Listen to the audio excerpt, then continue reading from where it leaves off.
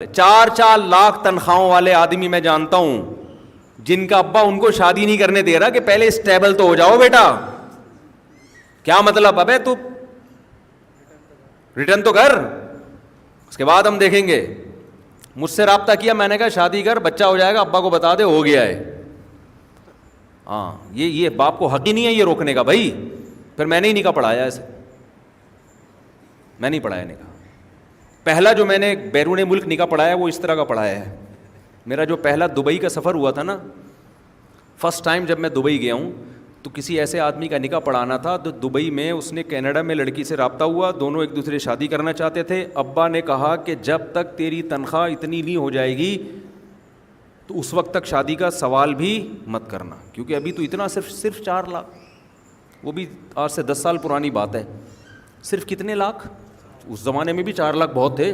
یہ تو کوئی ارننگ ہی نہیں ہے ایکچولی, یہ تو کچھ بھی نہیں ہے بیٹا. اب کیا کر رہے ہو یار تم, کس کی باتیں, مولویوں کی باتوں میں آ رہے ہو؟ اسٹیبل تو ہو جاؤ, اپنے پاؤں پہ کھڑے تو ہو جاؤ. تو مجھے کہا یار مفتی صاحب میں بیٹھا ہوں, میں فیس بک پہ چیٹنگ ہی کرتا رہا ہوں لڑکیوں سے بیٹھ کے, کیا ہیں؟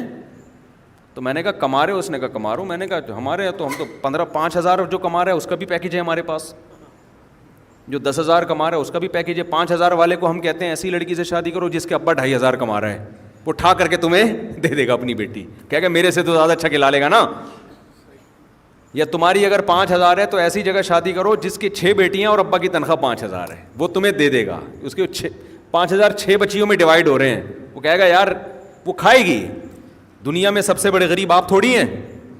تو میں نے کہا ہمارے پاس تو بہت سارے پیکیج ہیں, 4 لاکھ کے تو زبردست, اور رشتہ بھی ہے آپ کے پاس. تو انہوں نے مجھے دبئی کا ویزا لگوایا, میں چلا گیا.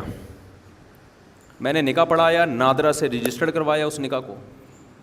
اب جب پتہ چلا, اب چونکہ پرانا قصہ ہو گیا, پتہ نہیں چلے گا ان کے ابا کو.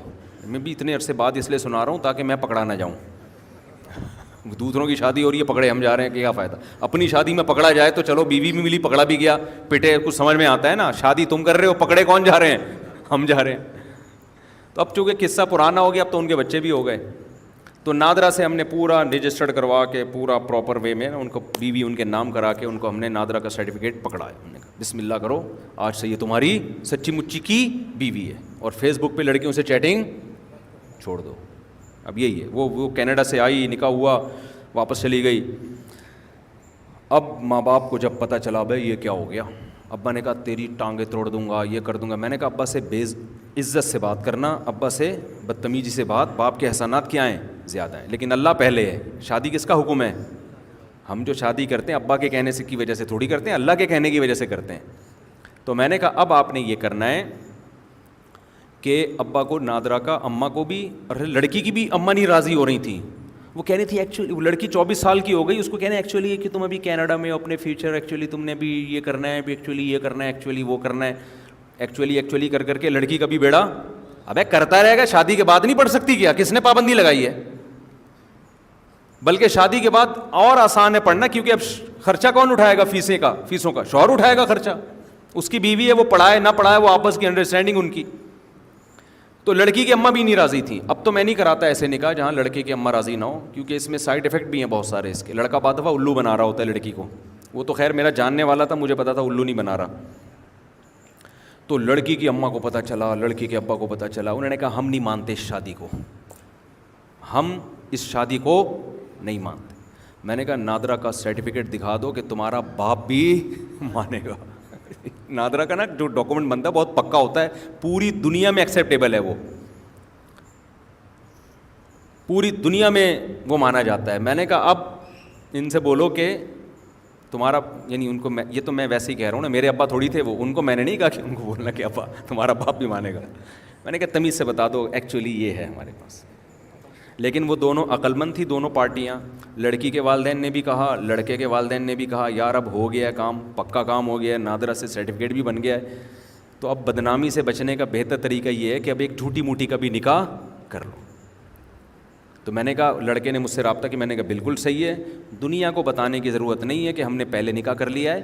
دنیا کو یہی بتاؤ کہ میرے ماں باپ گئے تھے لڑکی والوں کے ہاں, استخارہ نکالا تھا, لڑکی والوں نے بہت عزت دی, انہوں نے کہا بالکل. لڑکی بھی راضی نہیں ہو رہی تھی, نہیں مما ابھی میں نے شادی نہیں کرنی. جو شریف لڑکیاں ہمارے یہاں وہ سمجھی جاتی ہیں جو اس طرح کی باتیں کر رہی ہوں. نہیں پاپا دیکھیں نا, ابھی تو میں صرف 24 سال کی ہوں, ابھی تو اس عمر میں تو بھاگنے کا طریقہ سیکھتے ہیں, ابھی بھاگنے کا ٹائم تھوڑی آیا ہے, ٹھیک ہے نا, یہ تو ابھی ہے دیکھو. اور تم بھی کہنا, تمہارے ابا بھی جا کے کہیں گے دیکھیں ہمارا بیٹا بھی جو ہے نا وہ ابھی نہیں چاہ رہا, لیکن ہم چاہ رہے ہیں کہ بہتر مستقبل. یہ جیسے شریف لوگوں کے حالات ہوتے ہیں, اور ٹوپی ڈرامہ کر کے دنیا کو یہی دکھاؤ کہ کیا ہو رہی ہے, شادی. تو میں پھر گیا دبئی.